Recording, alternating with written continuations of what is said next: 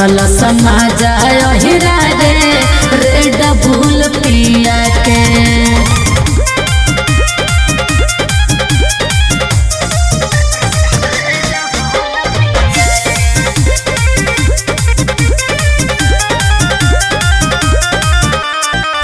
कैसे कैसे खेला कैलस हमरो से बोला धैल सब कोरा तका ईमान तोहर डोला।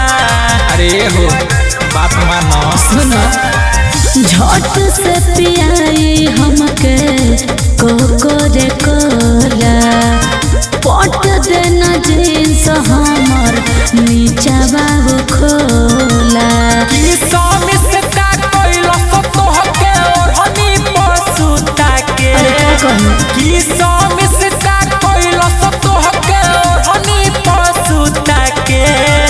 मरल समाज अहिरा रे रेड बुल पिया के। हर मरल समाज अहिरा रे रेड बुल पिया के।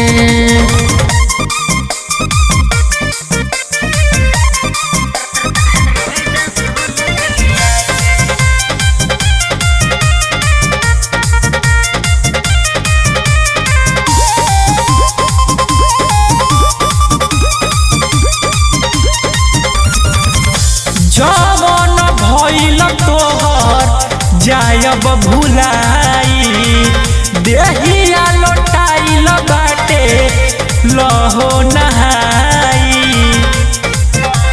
हर सुना गोलो डेनी तेस के करने होई आज पिटाई घर बजाइब तो सब जान जाई माई। फिर से नाई होए ने चिन्हलाई एरिया के। फिर से नाई होए ने चिन्हलाई एरिया के। मरल समाज अहिरा रे रेड बुल पिया के। हर मरल समाज